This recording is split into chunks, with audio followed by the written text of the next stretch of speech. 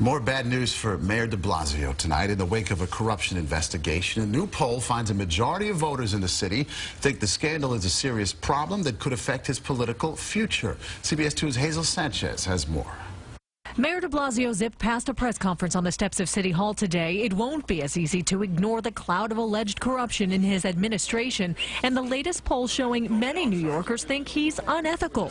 Some of the mayor's closest allies are turning a blind eye to the polls. There's a real focus that we have here, and I'm not being distracted by polls. The latest Quinnipiac poll shows 53% of New Yorkers disapprove of the way de Blasio is handling political corruption, and 55% think he does favors for developers who make contributions to campaigns he's involved in. It pushes the agendas that he would like to promote out of the news cycle, so that the positive news that the administration would like to promote isn't getting out there. And that's a real problem for somebody who's gearing up for a re-election campaign. 52% of voters polled don't believe de Blasio deserves re-election, opening the door for potential opponents like public advocate Letitia James. Any chance you may put your name in the ring? No comment. In a hypothetical race, polls show City Comptroller Scott Stringer and Brooklyn Borough President Eric Adams would trail de Blasio by just a single percentage point. They chose not to speak on camera today about running. At this point, it really doesn't say a lot about where the mayor is, and the mayor has an opportunity to really improve his standing in the city of New York. There's still more than a year before New Yorkers weigh in on de Blasio's potential re-election. Political analysts say that's plenty of time to turn the negativity around. So you don't think it's game over? Oh, I don't think it's game over by any means. I think it's very, very likely that he will be primaried.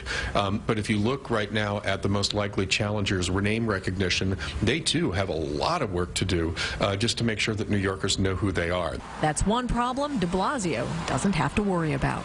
In Midtown, Hazel Sanchez, CBS 2 News. And Mayor de Blasio's administration has been criticized for lifting city deed restrictions without notifying the public. New legislation aims to change that. Investigators are looking currently at a number of controversial projects, including one that allowed a developer to lift restrictions on the use of a Lower East Side nursing home in order to build apartments. Some city council members say that this shouldn't be happening. The for sale sign on New York City needs to come down because New York City is not for sale.